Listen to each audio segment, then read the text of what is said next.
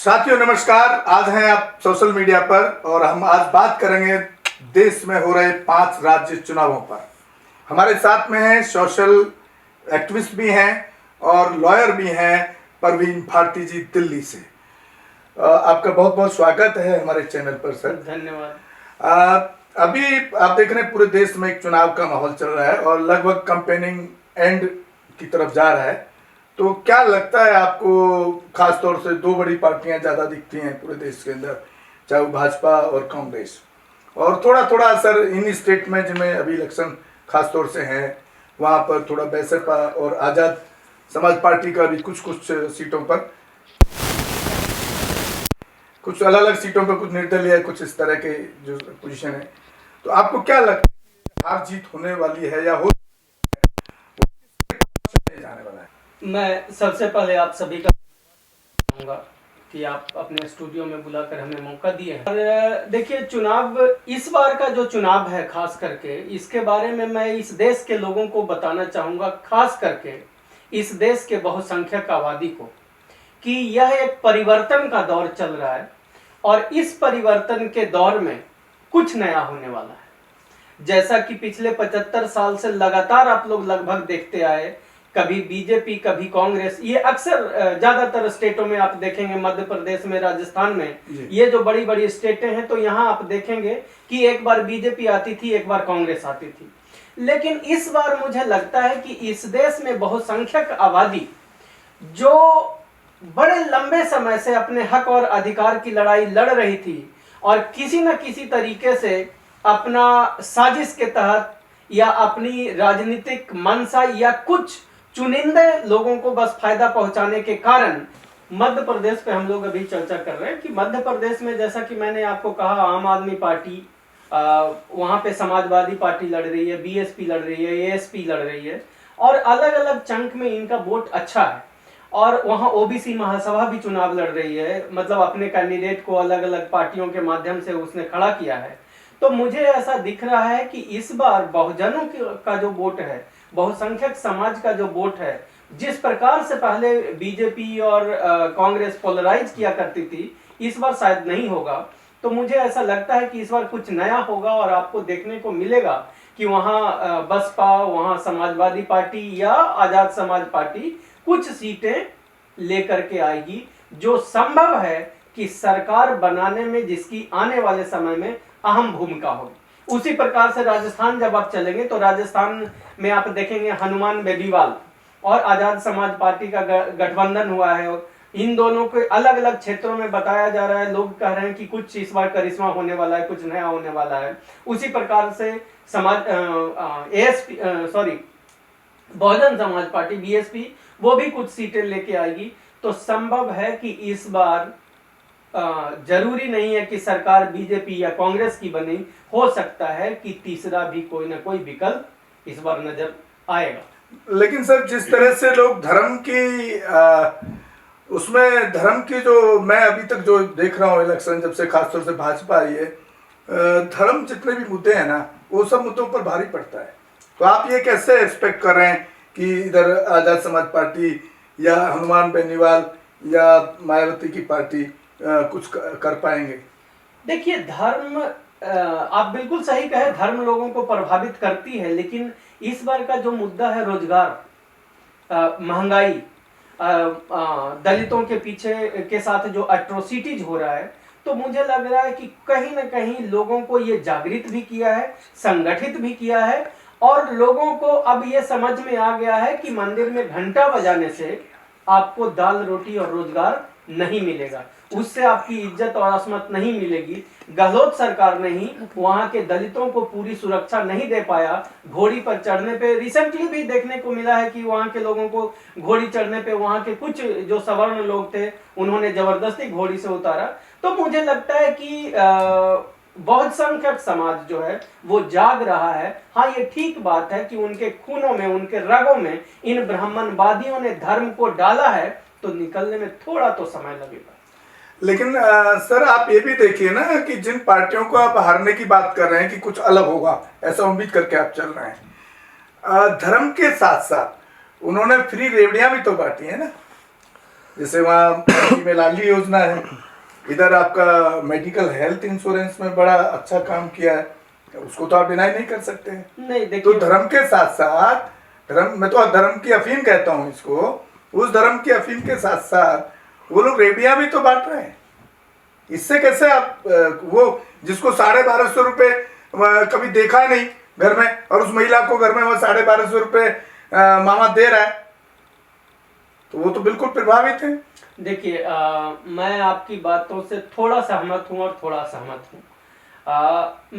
मुझे ऐसा लगता है कि जब बात अपने समाज की आती है, जब आप बात अपने इज्जत और असमत की आती है, और युवाओं के साथ खास करके जब बात उनके नौकरी और रोजगार की आती है, आपने देखा अभी जैसे जिस प्रकार से आपने धर्म की बात की, रेवड़ियों की बात की, तो उस प्रकार से आपने देखा कि वहां के जो नेतागण हैं और उनके बेटे 10-10 हजार करोड़ रुपया कनाडा भेज रहे हैं और वहां जमीनें खरीद रहे हैं।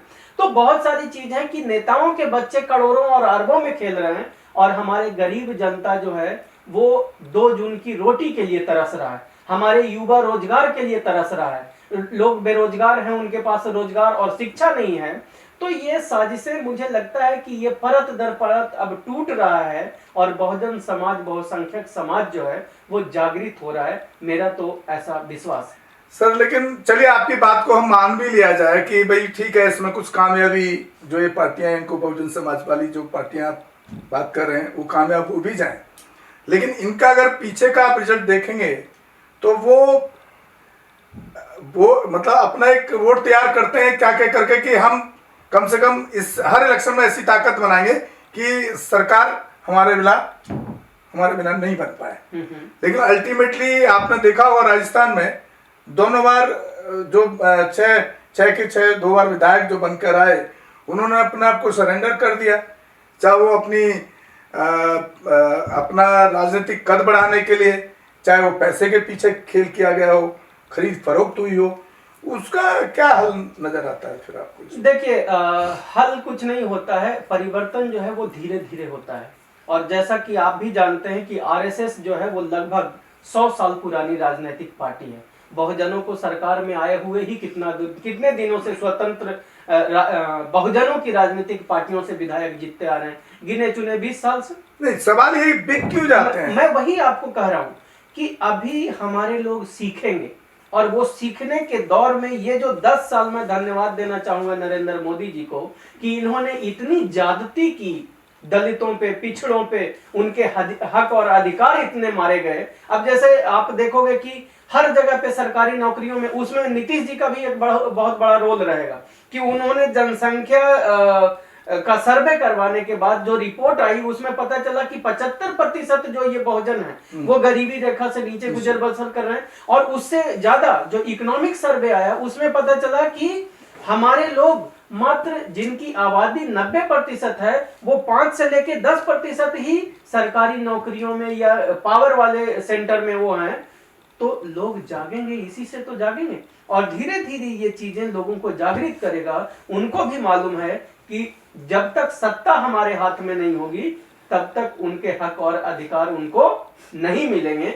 तो किसी भी, आपके माध्यम से मैं एक मैसेज भी देना चाहता हूं इस देश के बहुसंख्यक समाज को कि आज से आप लोग ये प्रण कर लो कि किसी भी कीमत पे ब्राह्मणवादी राजनीतिक पार्टियों को वोट मत करना। वोट जब भी करना तो किसी बहुजन राजनीतिक पार्टी, चाहे बीजेपी चाहे बीएसपी हो, चाहे एएसपी हो, चाहे समाजवादी पार्टी हो, आरएलडी हो, या जो भी बहुजन लीडरशिप की नेताओं की जो राजनीतिक पार्टियां हैं, आप उनको ही वोट देना। तभी आने वाले समय में आपका हक, अधिकार और सम्मान सब कुछ वापस मिले। सर लेकिन जो आप कह रहे हैं कि बहुजन समाज, जिनके सुप्रीमो बहुजन समाज के हों, उनके आइडियोलॉजी पे चलते हों, लेकिन मेरा वही बार बार वही सवाल रहता है कि जब वो सरेंडर कर देते हैं उस आरएसएस संघी सरकार को, तो फिर उसका वोट देना भी, तो जो बहुजन समाज का आदमी वहां फाइट करके वोट देने जा रहा है, क्योंकि उसके वोट देने के बाद उस पर अटैक भी होता है, उसको गांव में बहुत सारा अत्याचार झेलना पड़ता है। अगर वो इन वर्गों को वोट देने जाता है तो जो दूसरा सेक्शन है, जो सामंतवादी, उन पर लास्ट में भी अत्याचार करता है, तो उसके बाद भी ये सरेंडर कर देते हैं अपने आप को, तो फिर फायदा क्या है? देखिए, ये बड़ा टेढ़ा सवाल है नहीं, और प्रैक्टिकल सवाल है। नहीं, बिल्कुल आपका सवाल बहुत सही है, लेकिन आपको समझना पड़ेगा कि हमारी जो समस्याएं हैं उसका निदान सिर्फ और सिर्फ सत्ता है। तो हो सकता है कि इस दौरान, इस मुहिम में आपको कई सारी परेशानियों से उलझना पड़े या उससे आपको झुलसना पड़े, लेकिन आपको अपने रास्ते पे ही चलते रहना है, क्योंकि मुद्दा सिर्फ आपका नहीं है, आपके आने वाली पीढ़ियों की भी है। और अगर आज आप डर जाओगे तो आपकी आने वाली पीढ़ियों का क्या होगा। इसीलिए अगर कहीं थोड़ा जाति होती भी है, और तब मैंने कहा कि देखिए, वो नेता जो आज तक, जैसे हमारे कई सारे आज जो मुख्यमंत्री हैं, उनको भी ये तब समझ में आया जब उनके घर गंगा जल से धोया गया, तब उनको समझ में आया कि वो शूद्र हैं। देखिए, आपने इलेक्शन से डाइवर्ट कर दिया। अगर हम इसकी बात करें, अगर ये सब में जाएंगे तो मेरे पास में बहुत ज्यादा एक्सपीरियंस है उन चीजों का। अब जिस अखिलेश की आप बात कर रहे हैं, मैं नाम लेके बात करता हूँ कि जब वो मुख्यमंत्री कुर्सी से उतर जाते हैं तो वो गंगा जल से गाय मुंह से उसको धोया जाता है। उसी सब्जेक्ट की आप बात कर रहे हैं, लेकिन फिर भी वो गंगा में डुबकी नवाने जा रहा है। मैं वही तो कह रहा हूं कि फिर मायावती फिर भी बोल रही है कि हम परशुराम की दुनिया की सबसे बड़ी मूर्ति लगाएं। तभी तो मैं बोल रहा हूं कि जिस दिन ये वोटर जागृत हो जाएगा और ये तय कर लेगा कि हम उन लोगों को वोट नहीं देंगे जो जाके गंगा में डुबकी लगाएगा, हम उन लोगों को वोट नहीं देंगे जो हमारे हक और अधिकार के दायरे से बाहर जाके राजनीति नहीं करेगा, सिर्फ उसकी राजनीति। जब हमारे लीडरों को यह समझ में आ जाएगा कि वोटर समझ गया है कि हम उनको वोट नहीं देंगे जो लोग हमारा इस्तेमाल कर रहे हैं, तो आने वाले समय में ये लीडर भी अपना रूप और रंग बदल लेंगे और जनता के लिए, SC, ST, OBC और माइनॉरिटी समाज के लिए काम करेंगे। तो साथियों, आप सुन रहे थे हमारे चैनल पर परवीन भारती जी को, जो वकील हैं पेशे से और एक सामाजिक कार्यकर्ता हैं, और उन्होंने, हमने जो अभी डिबेट किया, एक बात बहुत अच्छी निकाल के आई है कि भले ही हमारे नेता अपने आप को बेचते रहें, सरेंडर करते रहें, किसी के आगे नतमस्तक हो जाएं ब्राह्मणवादी या मनुवादी सिस्टम में, लेकिन जिस दिन बहुजन समाज, जो बहुसंख्यक समाज है, जिस दिन वो ये तय कर लेगा कि हमको ऐसे ना बिकने वाला नेता तैयार करना है, ऐसी ना बिकने वाला पार्टी बनानी है, तो मैं समझ सकता हूं कि उस दिन बहुजन सत्ता पर कब्जा कर सकता है। और साथियों, इसी के साथ विदा लेते हैं। नमस्कार आपको। आप हमारे चैनल को ज्यादा से ज्यादा शेयर और सब्सक्राइब करें, और बहुत बहुत धन्यवाद परवीन भारती जी, वकील साहब, आपका। हमारे चैनल बहुजन दस्तक को लाइक, शेयर, सब्सक्राइब देखना मत भूलिएगा। जय भीम, जय भारत, जय संविधान, नमो बुद्धाय। धन्यवाद। चैनल आर्थिक समस्या से गुजर रहा है। अगर आप बहुजन समाज में बाबा साहेब अम्बेडकर और तथागत बुद्ध की विचारधारा को अधिक से अधिक लोगों तक पहुंचाना चाहते हैं, तो हमें आर्थिक सहयोग प्रदान करें, ताकि हम अपने चैनल के माध्यम से देश विदेश में समता, बंधुता, एकता और संवैधानिक अधिकारों को ज्यादा से ज्यादा लोगों तक पहुंचा सकें।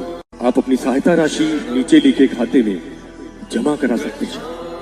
खाता धारक गौतम रत्ना, खाता संख्या 316957686551, IFSC कोड SBIN 0060336, बैंक भारतीय स्टेट बैंक। आप हमारे बैंक खाते का विवरण स्क्रीन पर भी देख सकते हैं। जय भीम, जय भीम। मैं गौतम रत्ना आपका बहुजन फिल्म प्रोडक्शन में स्वागत करता हूं, और आप हमारे प्रोडक्शन हाउस के अंदर अपना कैरियर बना सकते हैं as a film director, as a producer and actor and actress and editor and cinematographer also.